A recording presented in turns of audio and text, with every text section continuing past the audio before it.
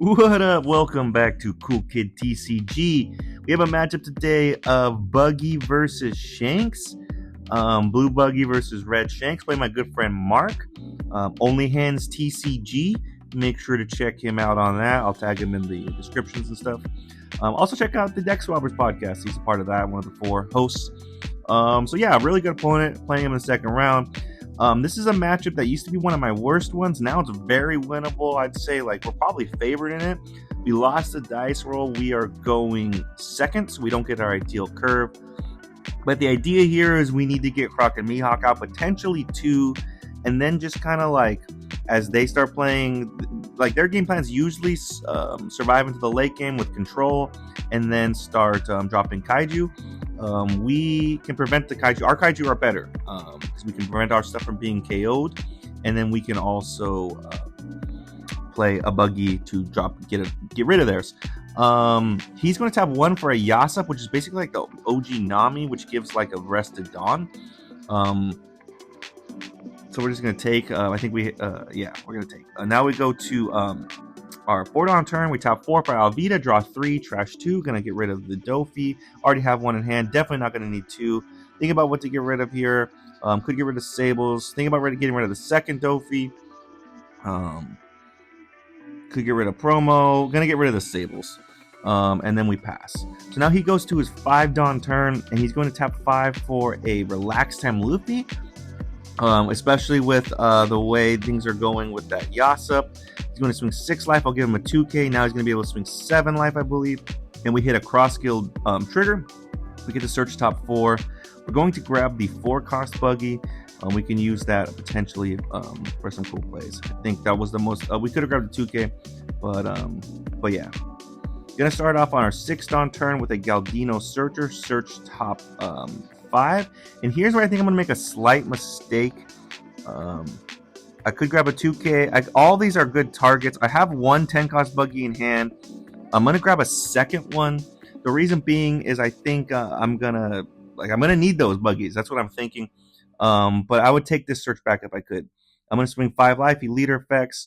Now we're going to leader effect. We're going to pitch the promo Buggy. To play Croc and Mihawk. Effect, draw 2, trash 1. We'll pitch the Galdino. Now we'll play down the 4-cost Buggy, sack the Buggy with a Mihawk to play a Mihawk, draw 2, trash 1. And here's where I make a decision that I think is just a wrong decision. I'm going to pitch the Houndblaze. The reason being is I'm between 2 thoughts here. It's Houndblaze or Dofi, but I like the idea of playing the Dofi next turn and bouncing that Luffy back to his hand. I could play the Houndblaze. I can't Houndblaze and Dofi next turn, but just the Houndblaze would be able to get rid of that Yasop. At least this is a turning point decision, I think, in the game. I wonder how the game would play out if I chose the other. He's going to tap 7 for a Ben Beckman. He's able to trash with 7 cost or less. He goes to 6k power. He's going to trash the Alvida. We'll pitch a card. We're pitching a 2k for it. He's going to swing 6 life, using the effect of that Luffy to give a Dawn, and he also uses Yasop's Dawn. We hit a Sable's trigger, so this is awesome. I'm thinking about what to bounce back. It's either the Luffy or the Ben Beckman. I'm going to bounce the Ben Beckman. Ultimately, it doesn't matter because my move for this turn was I was going to 7-cost Dofi anyways. I think a better move here, by the way, would just be to swing 8, because I'm going to swing 8. Would swing 8 into the...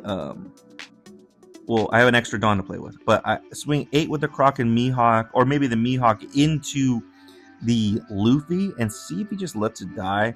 Get some cards out of hand. I think that's the objectively better play. But I kind of want to keep my boards standing in case he plays like a Rayleigh. Could be tough. But because we don't have a lot of cards in hand. Let's swing 6 life. He's going to take.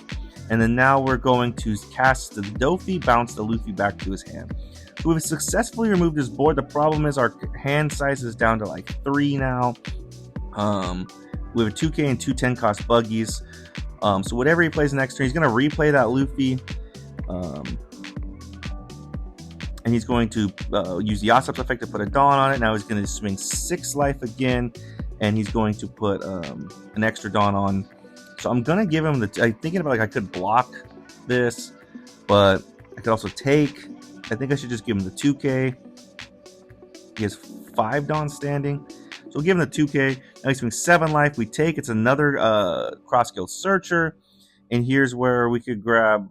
I'm going to grab another 10 cost. I should grab a Mihawk, I think, or maybe Alvita or something. My hand's 3 10 costs. I think I'm getting a little too greedy with these searches because, like, I can double Buggy here, I think. I have exactly 4 cards in hand. I'll go down to 0. But that's not. Yeah, we would just lose the game, I think, if we do that. So we're going to leader effect first. Let's get. I'm thinking about what to pitch here or what to get rid of. Because I could get rid of the Lucky Roo, but I'm going to get rid of the Luffy because he has 7 cards in hand. I just think if I put like all 5 Dawn on Crockett Mihawk, there's a chance he counters out. That might have been a mistake as well. Maybe I should have bottom decked the Lucky Roo and swung a big number into that Luffy. But ultimately, I wanted to guarantee, because I'm thinking what he's going to do is he's going to block and he's going to kill that Alvita. So let's swing 6 first, make him use leader effect. He gives me a 2K. And then now, like, we've gotten the value out of the Alvita. If he kills the Alvita, he kills the Alvita. I'm going to let it die. I'm not going to pitch a card. Maybe I should pitch a card. He's going to block, and then we just let it die. I don't want to pitch one of my 2 cards, even though, like, yeah. I have no counter in hand, so it's not great. I have 2 Dawn. So I'm going to swing 9 life. He takes. And then I can swing the Croc and Mihawk. I could also swing the Mihawk, but I think I'm not going to swing both of them. I might swing one.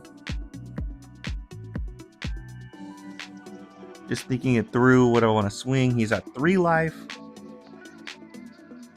How do I lose if he has Rush?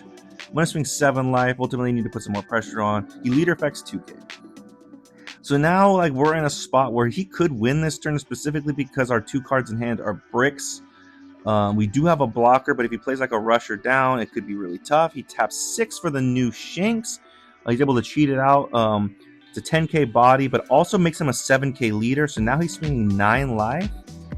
He has 2 Dawn standing. I'm going to take, no trigger, and he passes. So he has 2 Dawn standing. I have to hit him 4 times with 5 bodies, and he's a 7K body.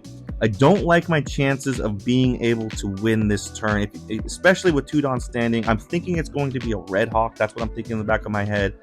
But I'm also thinking about, like, how would I survive the next turn? And I think the move here would be to Buggy away that Shanks.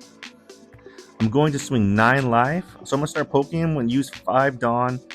I'm going to continually just poke him and see if maybe, like, I could get to him. Swing 10 life. He takes. I have 5 Dawn standing. Now I'm going to swing 12 life.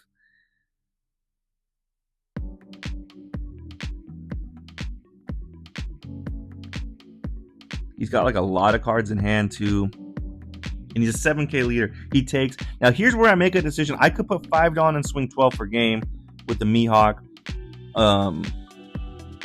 That's what I'm thinking about what I want to do. Ultimately, I think, like, the other option I have is I Buggy away his Shanks. I would lose at that point to any sort of rush. I only have 3 cards in hand, so I'm going to just go for it. I'm just going to Buggy the Shanks. The problem with this situation is he's definitely going to lose if he passes it back to me, so he has to get desperate. So, like, the fact that Yasop's there, he could Dawn up on it if he has a rusher. Like, he has to go for game, and like, he's definitely going to get it. Like, maybe I should have gone for game. I think this is a better play, like, from just a utility standpoint, but, like, I was going to lose probably no matter what. He did tell me, although I guess I'll say in a second. But yeah, he's on his 10 Dawn turn. He's thinking it through. Again, the 2 cards in our hands are bricks. He's looks like he's tapping. He's got 6 in his hand, 6 Dawn. He's going to swing 8 life, which leaves 7 Dawn standing, which means he's going to be able to put that on the Yasop and swing 8 again. I need a 2K, 1K to get out of it. I'm trying to just bluff, like, maybe, like, I'm thinking this through. Do I give it now? I'm just going to block because I have to block. And then now he's going to do is put the 8 on it. I'm like, yeah, dude, you got it. The 2 Dawn he had standing, he said he had a 10-layer igloo, so there's definitely no way we could have gone for game. I think I lost this game, well, 1, because he played it really well, The 2, just some micro decisions. He got a lot of value out of the Yasip. I kept the Yasip on board when maybe I should have I kept the Dofi for the Luffy when maybe I should have kept the Houndblades instead. Maybe I should have bottom decked the Lucky Roo instead and then swung into the Luffy and kept cards in hand or done something differently. There's some micro decisions in this game I got wrong, but at the end of the day, it came down to him putting 7 Dawn on a 1k body to swing, so very close game. He played it really well. Shouts to my opponent. Again, Only Hands TCG, check him out. But yeah, let me know in the comments anything else looking at it differently. Again, I think there's a lot of micro decisions in this game, so really curious to see what you guys have to say. Really appreciate you guys, and see you next time.